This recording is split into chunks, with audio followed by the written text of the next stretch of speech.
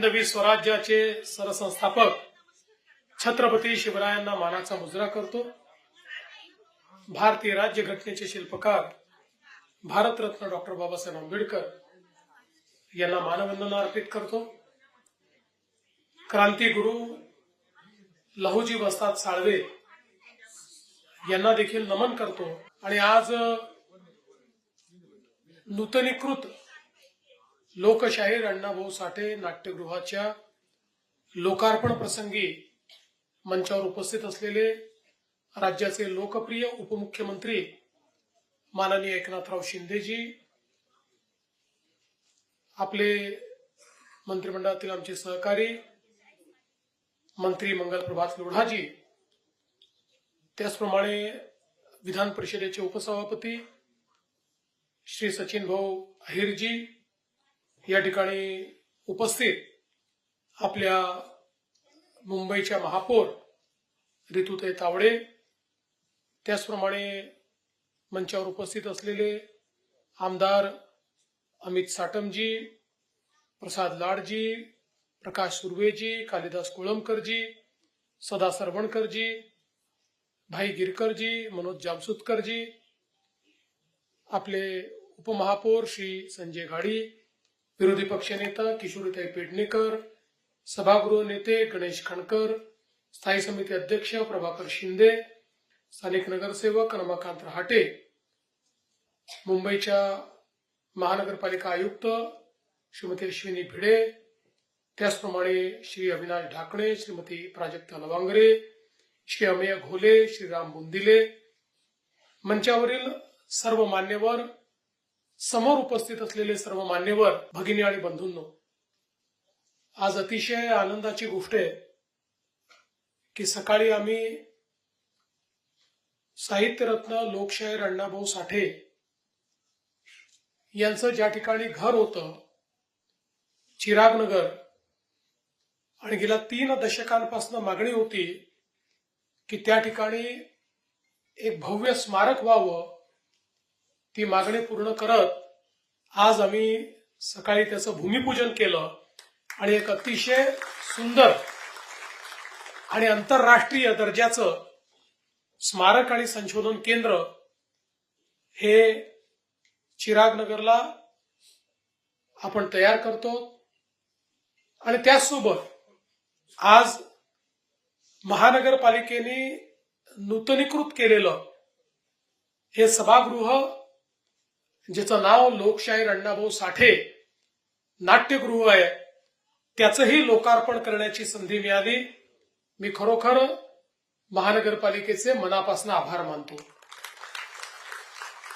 खरं तर या सभागृहाला आणि नाट्यगृहाला नूतनीकरणाची आवश्यकता याकरता होती की काही सोयी तर करायच्या होत्याच, पण विशेषतः नाटकांकरता जो हा मंच आहे हा थोडा कमी पडायचा, त्याची डेप्थ कमी होती।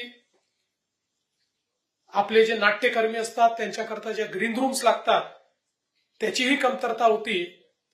या सगळ्या गोष्टी या ठिकाणी पूर्ण झाल्यामुळे आता खऱ्या अर्थानं या नाट्यगृहामध्ये सर्व प्रकारची दर्जेदार नाटकं ही देखील आपल्याला पाहायला मिळतील। म्हणजे शिंदे साहेबांनी सांगितली ती नाटकं नाही, पण खरोखर सर्व प्रकारची दर्जेदार नाटकं आपल्याला पाहायला मिळतील। आणि कला, साहित्य, संस्कृती या विविध प्रकारांचा आविष्कार या नाट्यगृहाच्या माध्यमातून आपल्या रसिकांपर्यंत पोहोचवण्याचं काम केलं जाईल। सर्वात आनंदाची गोष्ट आहे की हे जे नाट्यगृह आहे याला नाव साहित्यभूषण लोकशाहीर अण्णाभाऊ साठे यांचं आहे। साहित्याच्या क्षेत्रामध्ये लोकशाहीर अण्णाभाऊ साठे यांचं नाव हे अजरामर आहे। लोकशाहीर अण्णाभाऊ साठे यांनी आपल्या साहित्याच्या माध्यमातून कुठलीही कल्पनाशक्ती मांडलेली नाही, तर वास्तविकतेचं भान हे त्यांच्या साहित्यातून आपल्याला प्राप्त होतं। त्या काळची परिस्थिती त्या परिस्थितीने निर्माण झालेले संघर्ष आणि त्या संघर्षातून तयार होणारा समाज याचं प्रतिबिंब हे आपल्याला या संपूर्ण साहित्यातनं पाहायला मिळतं. होणारे अन्याय, त्या अन्यायातनं पेटून उठणारे नायक, त्या अन्यायाचा सामना करणारे, संघर्ष करणारे, अशा प्रकारचे अनेक पात्र हे आपल्याला त्यांच्या साहित्यातनं पाहायला मिळतात. ज्या कामगारांच्या भरोशावर ही मुंबई उभी राहिली, त्या कामगारांच्या जीवनातला संघर्ष हा आपल्याला त्याच्यामध्ये पाहायला मिळतो. आणि हे सगळं करत असताना एक अतिशय हळुवारपणा आपल्याला त्या साहित्यात आढळतो. मानवी जे मन आहे, त्या मनाच्या ज्या संवेदना आहेत, त्या संवेदना अतिशय अलगदपणे आपल्या साहित्यातनं अभिव्यक्त करण्याचं काम हे लोकशाहीर अण्णाभाऊ साठेंनी केलं. आणि म्हणूनच एक संपूर्ण साहित्यिक म्हणून आपण त्यांच्याकडे पाहतो. त्यांनी कथा लिहिल्या, कादंबऱ्या लिहिल्या, त्यांनी नाट्य लिहिलं, त्यांनी शाहिरी केली.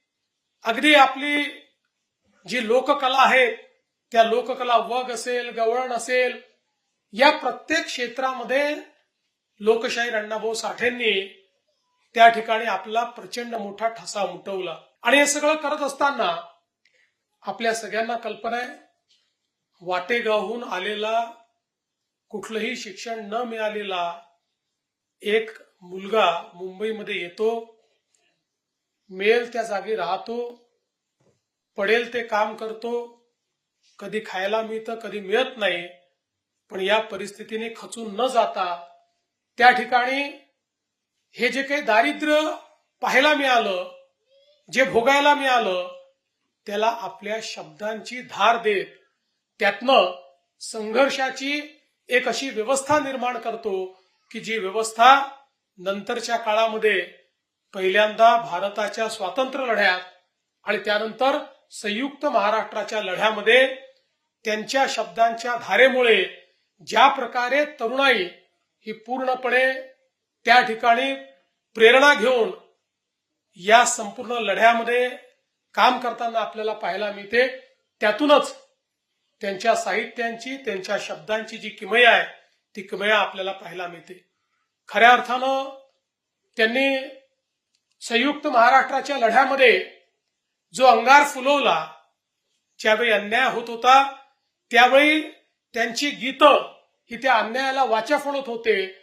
आणि त्यातनं आमच्या तरुणाईच्या रक्तामध्ये अशा प्रकारची स्पंदनं तयार व्हायची की जी स्पंदनं त्या तरुणाईला कुठल्याही प्रकारच्या अन्यायाच्या विरुद्ध संघर्ष करण्याकरता पेटवून उठायची.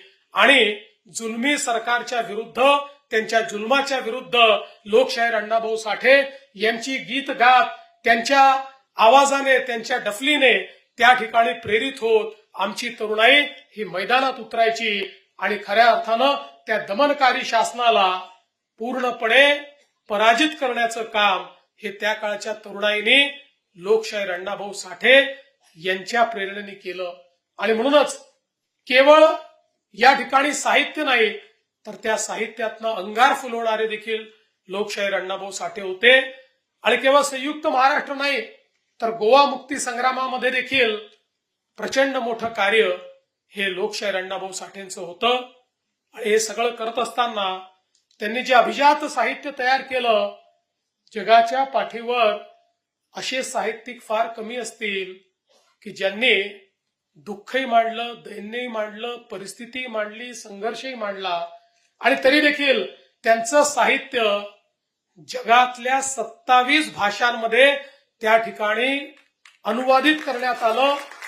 रशिया असेल, फ्रान्स असेल, इटली असेल, जपान असेल, जगातले जे सगळे प्रगत देश आहेत, त्या प्रगत देशाच्या भाषांमध्ये त्या त्या ठिकाणच्या साहित्यिकांनी लोकशाहीर अण्णाभाऊ साठेंचं साहित्य हे अनुवादित केलं. त्या साहित्याची धार काय होती, त्याची व्याप्ती काय होती, त्यांनी निर्माण होणाऱ्या जाणीवा काय होत्या, हे सगळं यातनंच खऱ्या अर्थानं आपल्याला पाहायला मिळतं. मी मगाशी देखील सांगितलं, रशियामध्ये जेव्हा जाण्याची संधी मिळाली, त्यांच्या पुतळ्याचं अनावरण स्टेट लायब्ररीमध्ये आम्ही केलं.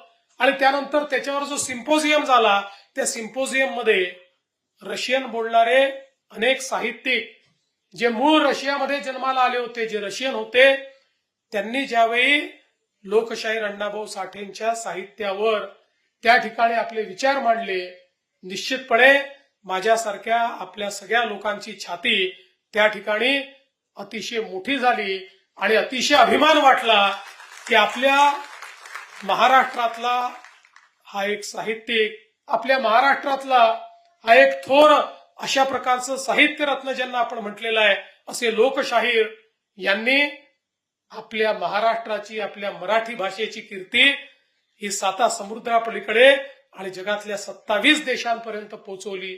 आणि म्हणूनच मला असं वाटतं की लोकशाहीर अण्णाभाऊ साठे यांच्या नावाने जर एखादं नाट्यगृह या ठिकाणी होत असेल तर ती खऱ्या अर्थानं त्यांचं कार्य पुढे चालवण्याकरता केलेली एक समर्पणाची कृती आहे, हे म्हणणं काही चुकीचं होणार नाही. आणि मला विश्वास आहे की या नाट्यगृहातनं त्यांचा विचार हा अनंत काळापर्यंत पुढे नेण्याचं कार्य आपण सगळे करू. मी पुन्हा एकदा मुंबई महानगरपालिकेचं अतिशय मनापासून अभिनंदन करतो. आणि जसं या ठिकाणी शिंदे साहेबांनी सांगितलं की लोकशाहीर अण्णाभाऊ साठे हे वंचितांचे नेते होते, त्यांनी वंचितांचा आवाज मांडला, ज्याचा कोणी नाही त्याचा आवाज म्हणजे लोकशाहीर अण्णाभाऊ साठे होते.